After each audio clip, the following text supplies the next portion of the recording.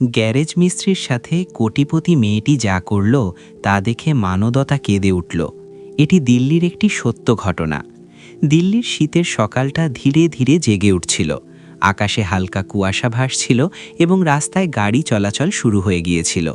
অফিসগামী মানুষ দ্রুত পায়ে এগিয়ে চলছিল এবং চায়ের দোকানগুলো থেকে ধোঁয়া উঠছিল। সেই ব্যস্ত রাস্তার ধারেই টিনের ছাদওয়ালা একটি ছোট গ্যারেজ ছিল, যার উপরে একটি পুরনো বোর্ড লাগানো ছিল, রাজু মিস্ত্রি অটো গ্যারেজ। জায়গাটি ছোট হলেও আশেপাশের মানুষ জানত যে গাড়ি যদি মাঝ রাস্তায় বন্ধ হয়ে যায় তবে এখানে অবশ্যই সাহায্য পাওয়া যাবে। গ্যারেজের ভেতরে এক যুবক ঝুঁকে পড়ে একটি মোটরসাইকেলের ইঞ্জিন খুলছিল। তার হাত গ্রিসে কালো হয়ে গিয়েছিল এবং তার পোশাকে পরিশ্রমের ছাপ স্পষ্ট ছিল। তার নাম ছিল রাজু মিস্ত্রি। সে খুব একটা শিক্ষিত ছিল না, কিন্তু মেশিনের ভাষা বুঝত। লোকে বলতো যে রাজু যে কোনো নষ্ট ইঞ্জিনের শব্দ শুনেই বুঝে যেত তাতে কি সমস্যা হয়েছে। রাজুর জীবন ছিল খুব সাধারণ।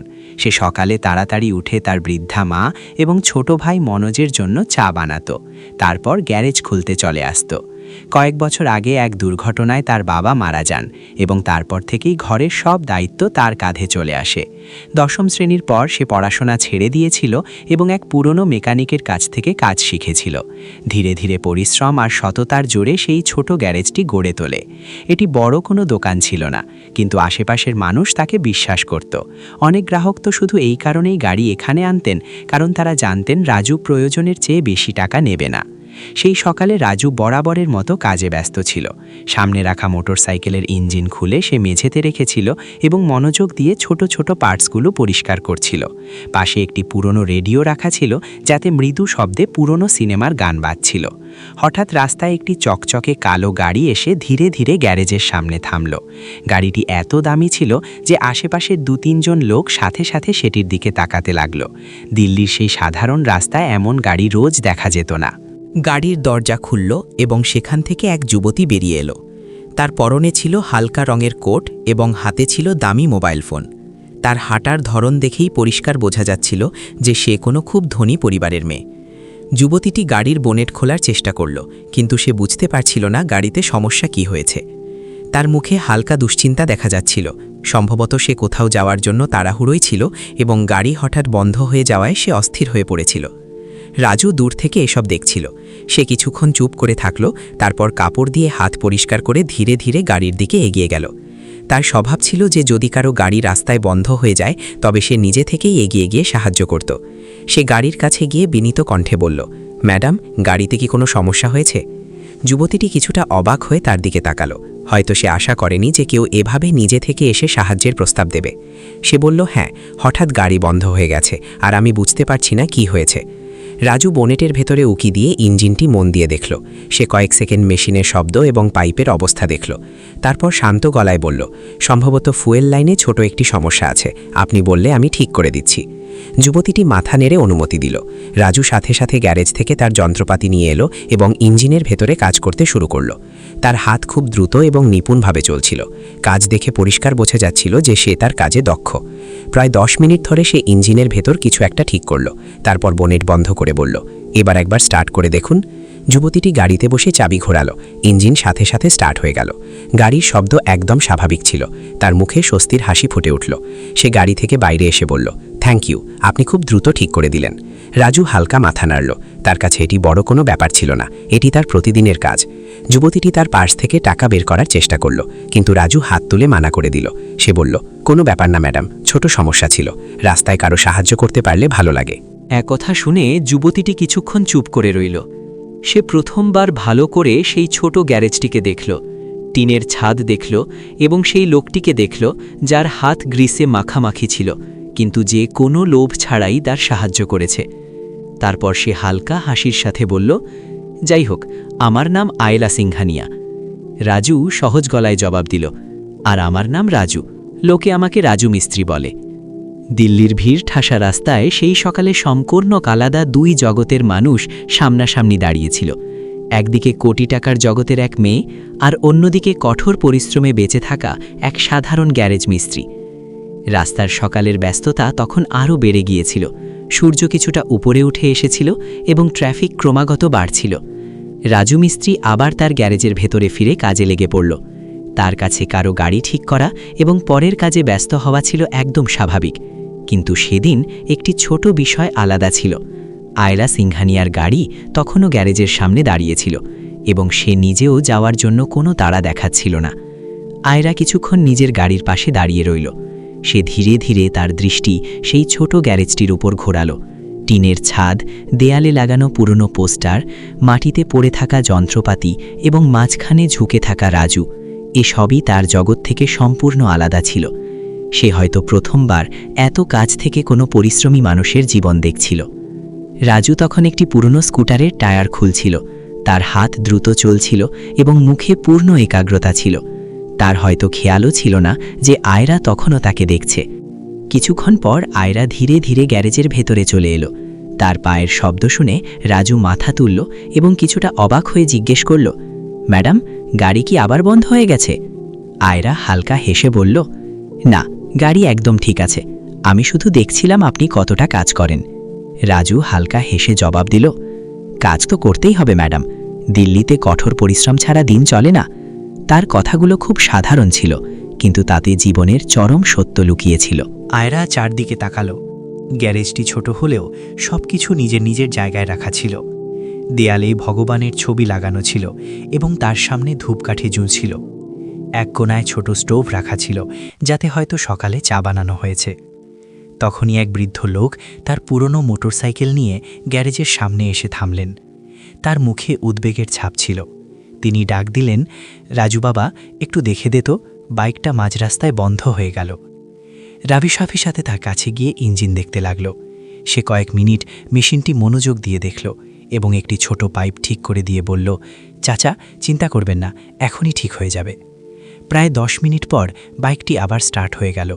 বৃদ্ধ লোকটি পকেট থেকে পুরনো মানিব্যাগ বের করে জিজ্ঞেস করলেন, কত টাকা হলো বাবা? রাজু মাথা নেড়ে বলল, কিছুই না চাচা, ছোট ব্যাপার ছিল। বৃদ্ধ লোকটি কিছুক্ষণ তার দিকে তাকিয়ে রইলেন, তারপর হাত তুলে আশীর্বাদ করে বললেন, ভগবান তোর মঙ্গল করুক বাবা। আয়রা এসব চুপচাপ দেখছিল। তার মনে প্রশ্ন জাগল, দিল্লির মতো শহরে যেখানে মানুষ ছোট ছোট বিষয়েও টাকা চায়, সেখানে এই লোকটি কোনো আশা ছাড়াই মানুষকে সাহায্য করছে।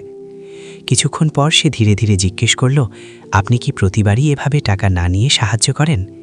রাজু হেসে বলল, না ম্যাডাম, কাজের জন্য তো টাকা নিই, কিন্তু কেউ যদি সত্যি সমস্যায় পড়ে থাকে তবে টাকার কি দরকার? তার গলায় কোনো কৃত্রিমতা ছিল না। সে যা বলছিল তাই বিশ্বাস করত। আয়রা কিছুক্ষণ চুপ রইল। সম্ভবত সে প্রথমবার এমন কোনো মানুষের দেখা পেয়েছে যে টাকার চেয়ে মানবতাকে বেশি গুরুত্ব দেয়। ঠিক তখনই রাস্তায় হঠাৎ বিকট ব্রেক কষার শব্দ শোনা গেল। মানুষের ভিড় একদিকে তাকাতে লাগল। কেউ একজন আতঙ্কিত হয়ে বলল, আরে, সামনে অ্যাক্সিডেন্ট হয়েছে। রাস্তায় হইচই শুরু হয়ে গেল। অনেকে সেদিকে দৌড়াতে লাগল। রাজু সাথে সাথে তার যন্ত্রপাতি নিচে রেখে দিল এবং এক মুহূর্ত না ভেবে দ্রুত সেই দিকে দৌড়ে গেল। আয়রা অজান্তে তার পেছনে পেছনে হাঁটতে লাগল। কিছু দূরেই একটি মোটরসাইকেল রাস্তায় পড়েছিল এবং এক যুবক মাটিতে শুয়েছিল। তার মাথা থেকে রক্ত ঝরছিল। আশেপাশে দাঁড়িয়ে থাকা মানুষ শুধু তামাশা দেখছিল। কেউ এগিয়ে এসে সাহায্য করছিল না। রাজু সাথে সাথে সেই যুবকের পাশে হাঁটু গেড়ে বসে পড়ল। সে নিজের পকেট থেকে কাপড় বের করে আহত যুবকের মাথার ক্ষতের ওপর চেপে ধরল, যাতে রক্ত বন্ধ হয়। সে জোরে বলল, কেউ অ্যাম্বুলেন্সকে ফোন করুন।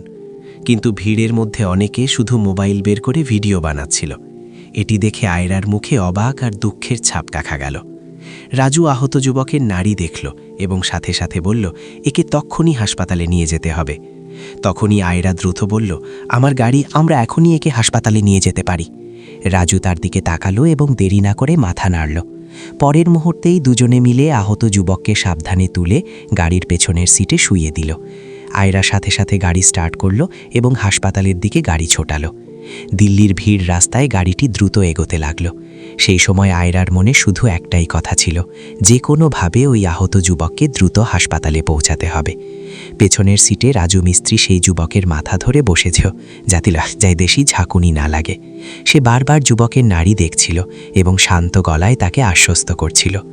কয়েক মিনিটের মধ্যেই হাসপাতালের বড় গেট সামনে দেখা গেল। আয়রা সাথে সাথে গেটের সামনে গাড়ি থামালো। রাজু দ্রুত গাড়ি থেকে নেমে হাসপাতালের কর্মীদের ডাক দিল। আহত যুবককে ইমার্জেন্সি ওয়ার্ডে নিয়ে যাওয়া হলো। ডাক্তার বের হয়ে বললেন, আপনারা সঠিক সময়ে নিয়ে এসেছেন, আর একটু দেরি হলে অবস্থা খুব খারাপ হতে পারত। এ কথা শুনে রাজু স্বস্তির নিঃশ্বাস ফেলল। রাজু তার ঘড়ি দেখে বলল তাকে গ্যারেজে ফিরতে হবে, কারণ গ্রাহকরা অপেক্ষা করছেন। আয়রা অবাক হয়ে তাকে দেখছিল। এই মানুষটি এত শান্ত কিভাবে থাকতে পারে? রাজু চলে যাওয়ার পর আয়রাও অফিসের দিকে রওনা দিল, কিন্তু পথে তার মাথায় বারবার ঘুরছিল, এই শহরে কি এখনও এমন নিঃস্বার্থ মানুষ আছে? সেই দিন বিকেলে আবার আয়রার সেই কালো গাড়ি রাজুর গ্যারেজের সামনে এসে দাঁড়ালো। আয়রা গাড়ি থেকে নেমে রাজুকে জানালো যে সেই ছেলেটি এখন বিপদমুক্ত। রাজু খুশি হয়ে বলল, ভগবানের শুক্রিয়া। আয়রা তার পার্স থেকে একটি খাম বের করে রাজুর দিকে এগিয়ে দিয়ে বলল, এটি আপনার সাহায্যের জন্য। রাজু খামটি নিতে অস্বীকার করল এবং বলল, আমি শুধু সেটাই করেছি যা সেই সময় করা উচিত ছিল। আমরা যদি সাহায্য করার আগে ভাবি কি পাব, তবে মানবতার কোনো মানে থাকবে না। ঠিক তখনই রাজুর ছোট ভাই মনোজ হাঁপাতে হাঁপাতে এসে খবর দিল যে তাদের মায়ের হার্ট অ্যাটাক হয়েছে। রাজু সাথে সাথে হাসপাতালে ছুটল। ডাক্তার জানালেন অপারেশন করতে হবে এবং তাতে 3 থেকে 5 লক্ষ টাকা খরচ হবে। রাজু হতবম্ব হয়ে গেল, তার কাছে এত টাকা ছিল না। সে হাসপাতালের বাইরে বেঞ্চে বসে হাহাকার করছিল। ঠিক সেই সময়ে আয়রা সিংঘানিয়া সেখানে এসে পৌঁছালো। রাজুর অসহায় অবস্থা দেখে আয়রা কোনো দ্বিধা ছাড়াই বলল, অপারেশনের পুরো খরচ আমি দেব। রাজু অবাক হয়ে বাধা দিলে আয়রা বলল, আজ সকালে আপনি যে মানবতা দেখিয়েছিলেন, আমি আজ সেই মানবতাই আপনাকে ফিরিয়ে দিতে চাই। আয়রা টাকা জমা দিল এবং রাজুর মায়ের অপারেশন সফল হলো। রাজু ও তার ভাই আয়রার প্রতি গভীর কৃতজ্ঞতা প্রকাশ করল। কয়েক সপ্তাহ পর এক সকালে রাজু তার গ্যারেজে গিয়ে দেখল এক বিশাল পরিবর্তন। আয়রা সিংঘানিয়া রাজুর সেই ছোট গ্যারেজটিকে একটি অত্যাধুনিক সার্ভিস স্টেশনে রূপান্তরিত করে দিয়েছে, যার নাম রাখা হয়েছে রাজু মোটর সার্ভিস স্টেশন। রাজুর চোখের জল বাধা মানল না। আয়রা হাসি মুখে বলল, দিল্লির একজন সৎ মেকানিকের প্রয়োজন আছে।